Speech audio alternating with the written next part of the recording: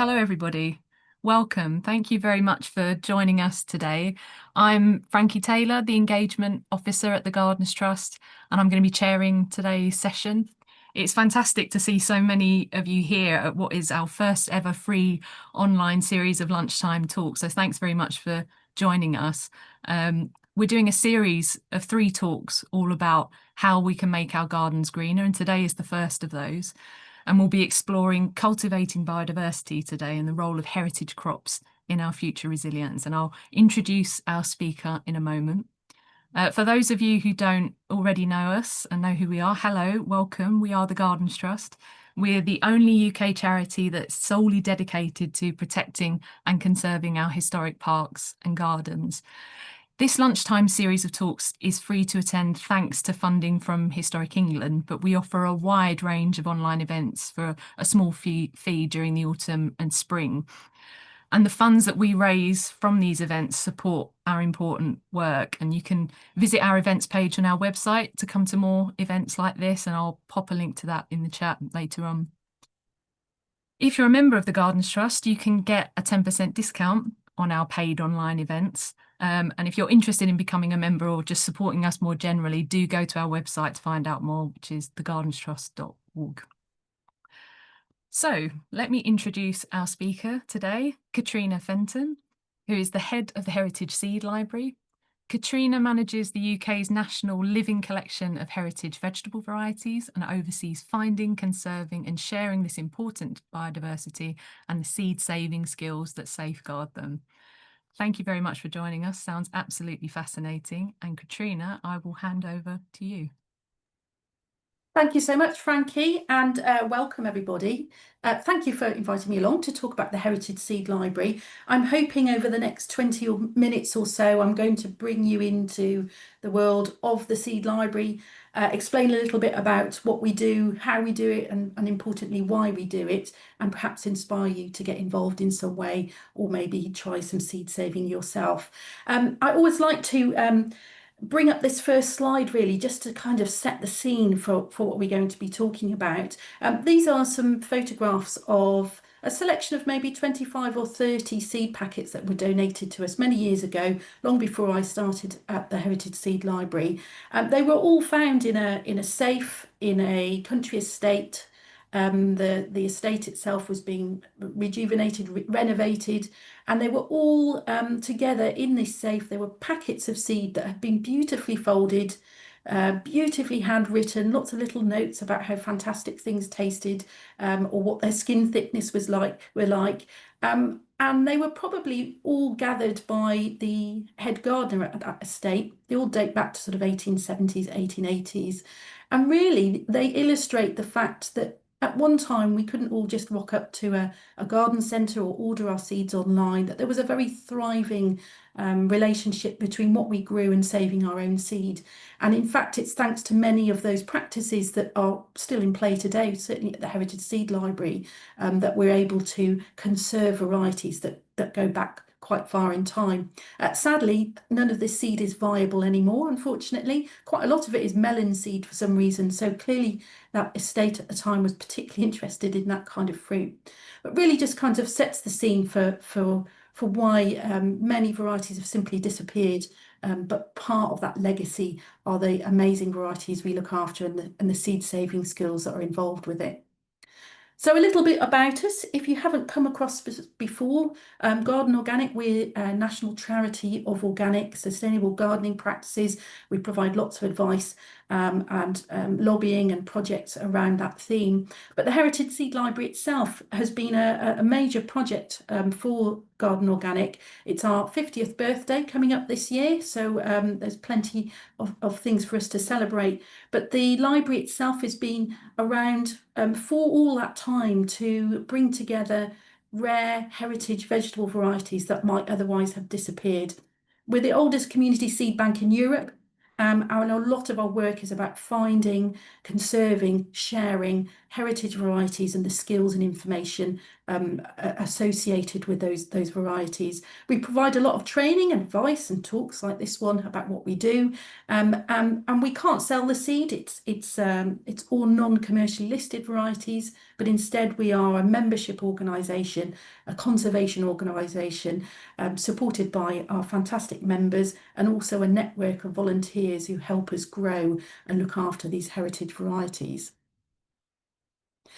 Just to give you a feel really of what we have in the collection, we have around 800 vegetable varieties. They're growing all the time, and they can typically be anything that you might recognise from an 18th or 19th century garden, everything through to more modern day global crops that are thriving in the UK. Many are heirloom varieties, lots are named after people and uncles and aunties and grandparents and villages and places. Some are ex-commercial varieties, and some are true historic varieties that you might be able to find information about in a book. I've popped this map up here just to give you an illustration of how we work and where those varieties might be growing. So we have, of course, got our members doing this in their back gardens and growing heritage varieties that they have received from us. But we also like to work with gardens up and down the UK, public gardens, historic gardens. And here's a couple of examples of the locations and heritage varieties that we've been working with. I was delighted to have someone from Ripon Workhouse Museum, the gardener there, drop down and see us last week, in fact, by coincidence. And they've been a fantastic seed guardian for the Heritage Seed Library for a number of years. They're growing a couple of varieties. Their Workhouse Museum garden predates to 1890. So a lot of the varieties that they're interested in that we can provide them relate to their visitor experience to show what's involved there. And you can see the outline of the varieties we've supplied reflect the fact that some are named after family members like the Phillips, where the others are from ex-commercial varieties like Carter's. So we have quite a wide range of historic varieties that we share with these gardens. But they're not just about the fantastic stories, and we'll touch in on a couple of examples of those. Not just about the fantastic historical context, the culinary history. For us, the messaging around this is that these are really important genetic resources that, had the library not been in existence, may no longer be around. Many of these varieties are not known much beyond the collection that's been donated to us and the individuals who've been growing them for years. But we also have lots of information about their anecdotal resilience to either pests and diseases or climate challenges, whether it's drought tolerant or cold tolerant. And for us, that's a really important message about the use of open pollinated crops, historic varieties, and the kind of adding to the toolkit and ensuring that these are varieties around to address some of the climate challenges we might experience. Certainly something that we are experiencing on site as we're growing these varieties for seed. So we do all the growing on site at Ryton ourselves, which we're just based just outside Coventry, so right in the centre of the West Midlands. Like I say, we have a network of about 200 volunteer growers who are doing exactly what we do, but perhaps in their back gardens up and down the country. Just to say, all of our growing planning each year is all about maintaining or monitoring or expanding those 800 varieties in the collection. And that largely comes down to the shelf life of the seed. So if you can imagine that you are a carrot seed, your lifespan, your shelf life as a packet of seed, optimum at about 2 years, and then the germination rate starts dropping off. If you're a lettuce, that's probably a good 6 or 7 years. If you're a brassica, a cabbage, for example, that's a good 8 or 9 years typically. So all of our growing planning at the start of each year is really driven by the shelf life, the requirements to replenish, rejuvenate that core seed sample for each of those 800 varieties. And that's what we do at the start of the year on site. This is what we look like from above. So we have 9 polytunnels, all different shapes and sizes. We have a lovely glass house, which has heated and unheated bays, and they're fantastic for us both at the start of the year to get plants started, but also to dry our crops off as we bring them in throughout the year. We also have some outdoor growing spaces which we use, and pretty much anything else that we haven't dug up or used is either a pond or a pipe or electric cable or an underwater tank. So we do quite a lot on a pretty compact space to maintain this fantastic collection. It's worth mentioning, without getting too technical, that we're working here with open pollinated crops. And that means effectively that with a little bit of care and a small amount of knowledge, we can, from one generation of seed to the next, conserve the features that were really important to that original variety. We have to think about, right at the start of the year, key things about our plants that we're growing, and these largely fall under the flower types. So on the left here, for example, we've got our perfect flowers. They have typically both the male and female components within the flowers to produce the seed. Something very simple like a pea. That's probably the easiest crop to save seed from. They don't generally cross-pollinate. The flowers will self-pollinate usually before they've fully opened, and they will provide the seed from that flowering plant. Other plants are a bit more difficult, but even with perfect flowers, they are easy cross-pollinators. Broad beans and runner beans being a good example. Then we have the next group in the middle, which are those flowers that have separate male and female flowers. Typically, something like a cucurbit family, a squash, where the pollen must move from the male flower to the female, and we have to manage that. And then on the right-hand side, a much smaller group, but for us represented here by a spinach, where you have separate male and female plants. So the female plants, the one on the top, is the one that will produce the seed itself, whereas the male pollen shedding plant, that's the one where we need to get the pollen moved from one plant to another. So all of our seed production comes down to two very basic principles. Essentially, for our lovely Uncle Fred's pea or Auntie Madge's tomato, we're trying to manage two things. One is to prevent cross-pollination where there is a risk, and secondly, save seed from only the very best examples. So we're conserving the legacy, those fantastic features for each of those heritage varieties. And that principle carries all the way through our practices, right the way from seed to seed each time. That means we have to plan our growing spaces quite well to accommodate all of that. That starts right at the very beginning in our glass house, where we have to decide how many plants we need of each. So for something like a lettuce, and you can see here we have some potted George Richardson lettuce, a nice heirloom variety that George developed.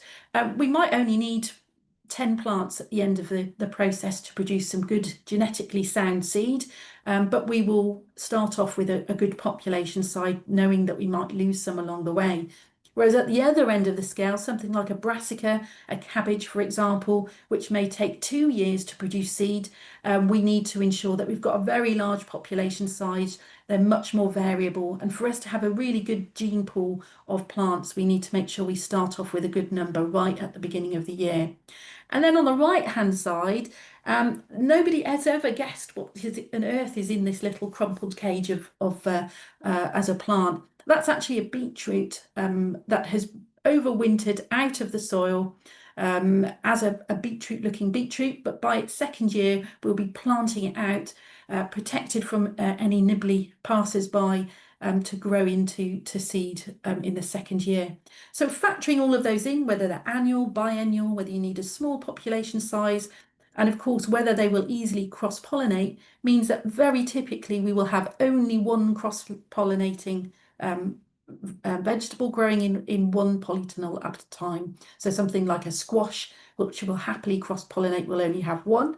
We may only need a few plants, but they will take up a big space. Whereas we might have 3 or 4 peas, climbing French beans or tomatoes, for example, in the same polytunnel. So a lot of planning goes into play to ensure that we've got a good, healthy population size to manage those. Then we have our growing spaces themselves. And here we've got our polytunnels. You can see that they're all set up isolated with those zips to keep those pollinating insects out and to ensure that we have all the growing space we need. And similarly, outdoors, we have isolated cages for plants that are a bit more fussy about being under polytunnel heat. So we've got a lovely Roxton, Oxfordshire Brussels sprout here, which we isolate in these cages to ensure that we look after them from pests, at least in the first year, and make sure that we keep them isolated from cross-pollinators when they're flowering. This kind of sets up a bit of a challenge for us in terms of pollinating, because if we keep insects out of our tunnels, we also generate a bit of an issue in terms of pollinating our flowers for seed production. So we do a huge amount of hand pollinating, and for something like our runner beans, which are in full flow at the moment, it's quite an intricate process of removing pollen, tripping the flowers and transferring them to another flower thousands of times. We also, which makes us slightly less popular in the office, bring our own pollinators in. So for those flowers where they are tiny and we can't really get into them with paintbrushes, or they're self-incompatible and the pollen has to move quite rapidly across different flowers, we will bring in flies, which start off as maggots, which start off in an angler's shop. So we buy them by the pint. We probably get through maybe 15 to 20 plus pints a year. We pupate them in crates to make sure that they don't escape. And as the flies appear, we pop them out into our polytunnels to help us do the job. We have quite a lot of flies on the go at the moment, so we are all keeping our mouths shut when we're in the polytunnels. But they're very helpful and they don't bite or sting or cause us any issues at all. For our wind pollinated crops, so this is a beetroot, so this is what the beetroot would look like later in the year. They are typically wind pollinated, and we will drop the frost curtains, we will keep the pollen within the polytunnels as much as possible, and we will give them a good shake, or we might fan them with a large board to try and move the pollen across. So lots of interventions are required from us to make sure that we are able to produce the seed by moving the pollen, causing the necessary pollination to occur so that we get a good yield of seed at the end of the year. Now, I talked about our 800 being a kind of fixed number, but actually it's a very dynamic number, and each year we're adding to the collection quite regularly. We have lots of varieties in a queue, and this year we are probably trialing at least 40 potential new additions to the collection. And for us and for many heritage varieties that perhaps are named after a family member, it might be the first time that we've ever formally described this heritage variety.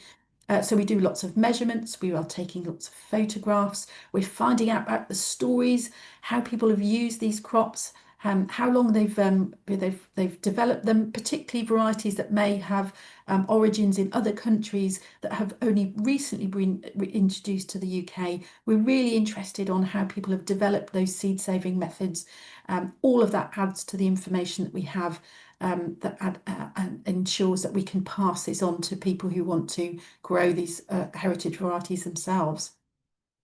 I'll give you an example of the kind of challenges we're up against with some of these varieties. Last year was a particularly good example.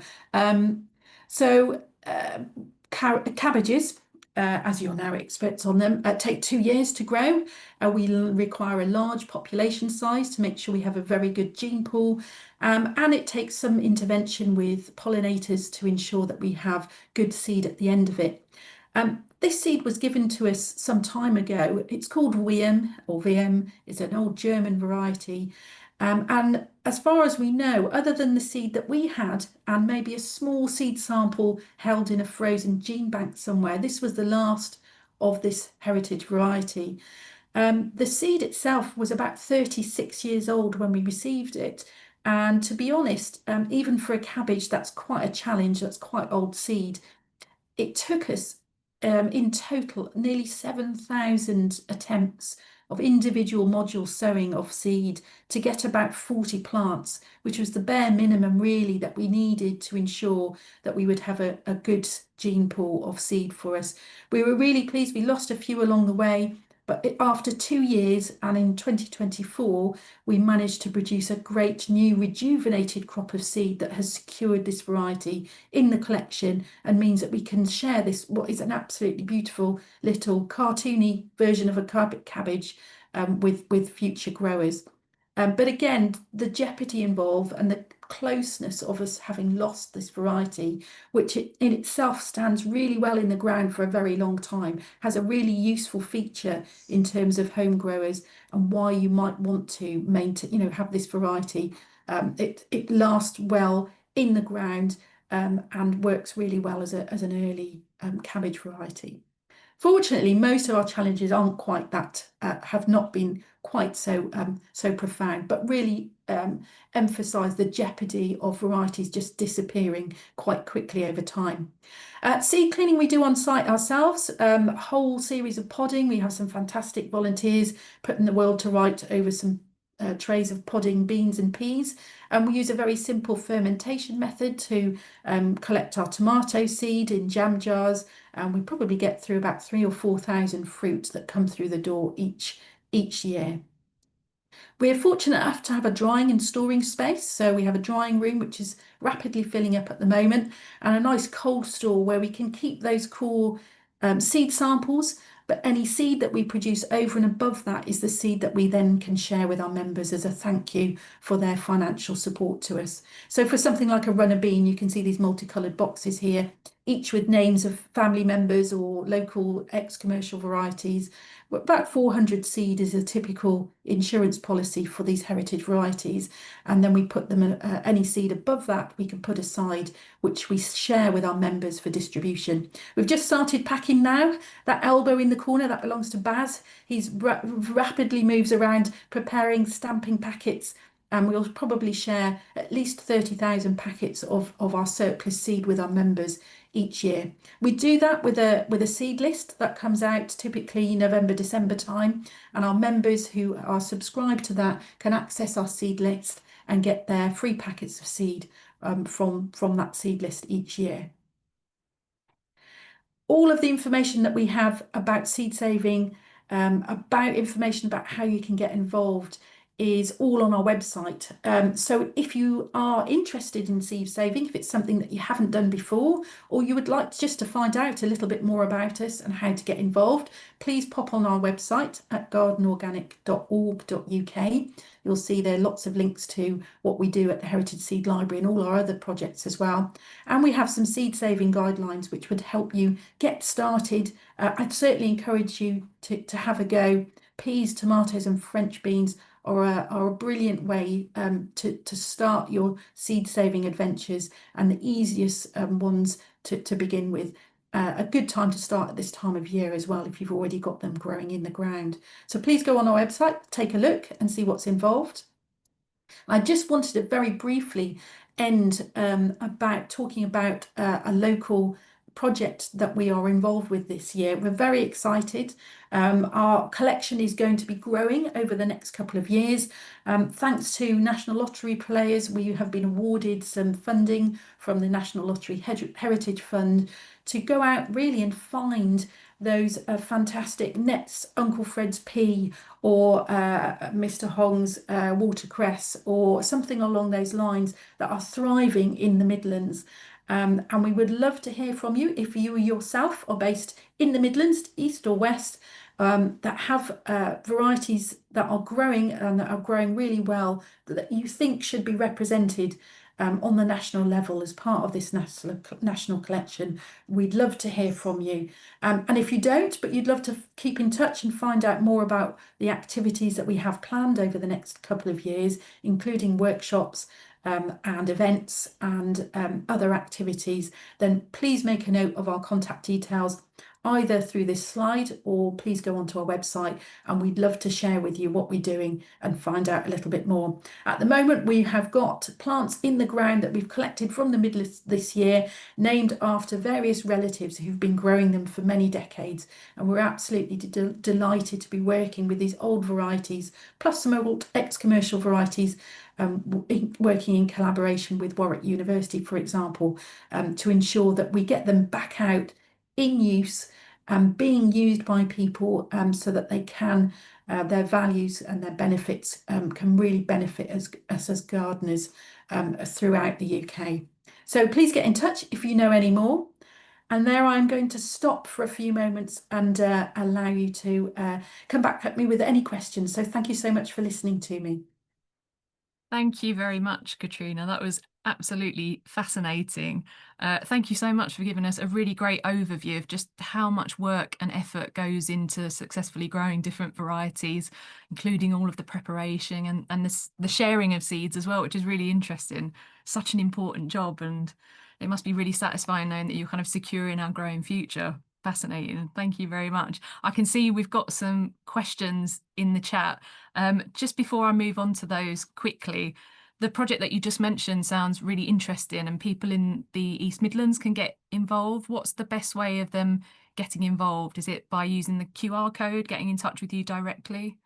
Yes, so thank you for raising that. Yeah, we're really excited about this project. We haven't done a kind of a seed search to scale for a few years now, and we're very excited about what will turn up. So to get in touch, either and it's East and West Midlands, but to get in touch, either go on our website and follow the links to project information. You can email us direct on hsl@gardenorganic.org.uk. So HSL for Heritage Seed Library. Or again, yes, I understand the talk will be circulated, but I can provide more information about the QR code, etc. if anyone's interested.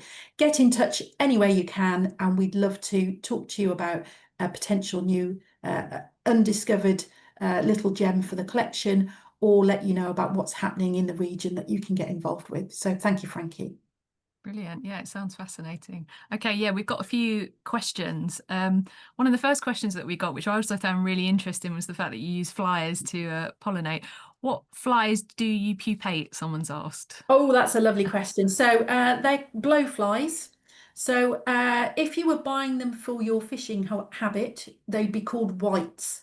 So they are maggots that haven't been treated, they haven't been dyed. Apparently, it's not my world, but apparently you can get different maggots. If they've been dipped, they might stop them from pupating. We want them in their natural form. We want them to transfer into flies as soon as possible. So we buy them as whites, but effectively they are just blowflies that will emerge and do the job for us.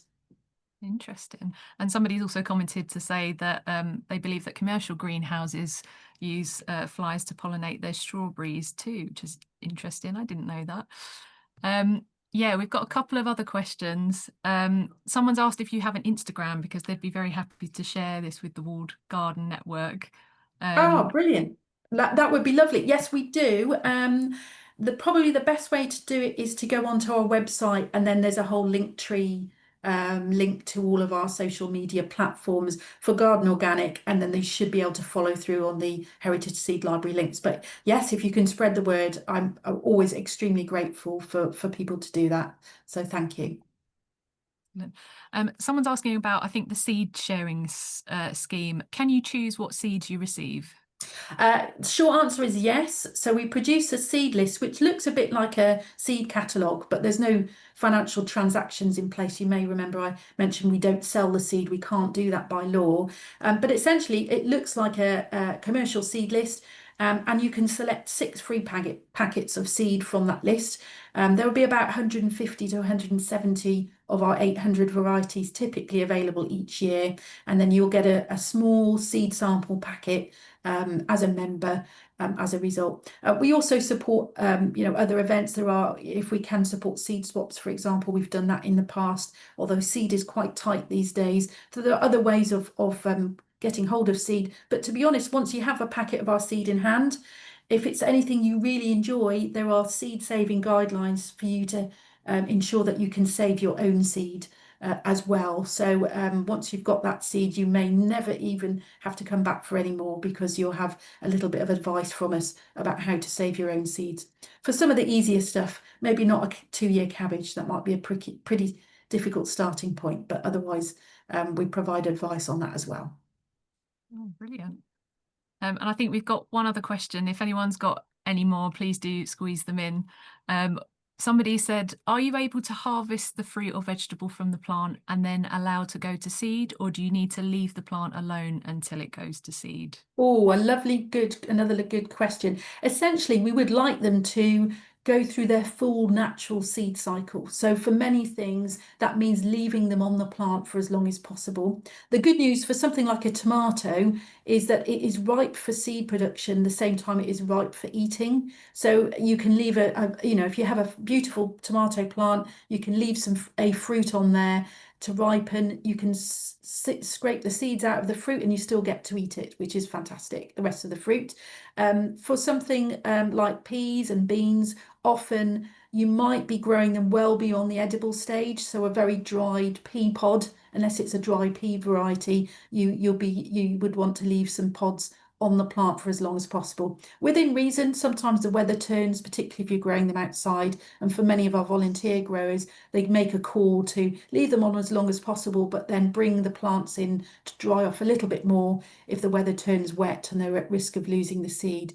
But a general principle is to mimic their natural life cycle as much as possible, whether that's a 1 year or a 2 year cycle for seed production. What you don't want is seed captured from bolted plants, for example. You want them to do that in a very controlled, natural way to get some decent seed from them. Interesting. I've learned so much today. I've written so many notes myself. Oh, Um, great. it's been really interesting. Thank you so much, Katrina. If you've enjoyed the talk today and you want to come to our next two talks, do go onto our website. You can book there if you haven't already. And I'd just like to say thank you very much, Katrina, for a fascinating talk. And if everyone could just join me in saying thank you and giving you a small round of applause. That will Thank be us you. wrapping up for today. So thank you, Katrina. And thank you, everyone, for Thanks, coming. everybody. Thank you. Thank you. Thank you. Thank you. Thank you.